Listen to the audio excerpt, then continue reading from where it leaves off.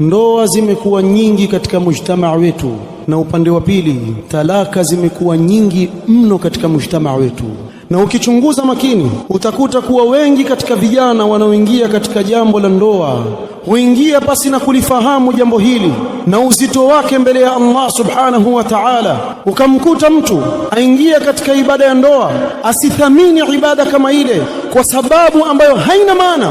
Mara moja ukaona vijana wameachana, wakabakia watoto wa kike wengi sana wametalikiwa, na wengi katika vijana katika mujtamaa huu kawaona watembea wamewawacha wake zao leo au kesho wawacha. Sababu ni kutoka nje ya mipaka aliyowekewa na Allah subhanahu wa ta'ala na mtume wake sallallahu alaihi wasallam, wa'ashiruhunna bil ma'ruf fa in karihtumuhun fa'asa an takrahu shay'an wa yaj'al Allahu fihi khayran kathira. Hii ni amri ya Allah subhanahu wa ta'ala kwa wanaume. Tusikilizeni maneno ya Allah subhanahu wa ta'ala akituelekeza katika namna ya kuamiliana na wake zetu ili ndoa zidumu, ili watu waishi na utulivu katika majumba. Waashiruhunna bil ma'ruf, tangamaneni na wake zenu kwa wema na kwa uzuri.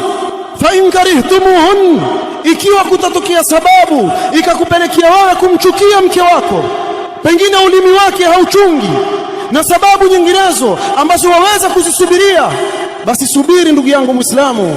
Allah subhanahu wa ta'ala akwambia fa in karihtumuhun fa'asa an takrahu shay'an wa yaj'al Allahu fihi khayran kathira. Huenda ukachukia jambo Allah subhanahu wa ta'ala ndani yake akajalia khairi nyingi, ukazaa nayo watoto wengi na mengi mazuri yakapatikana ndani ya ndoa kama hiyo. Sio kila ndoa imejengewa mahaba.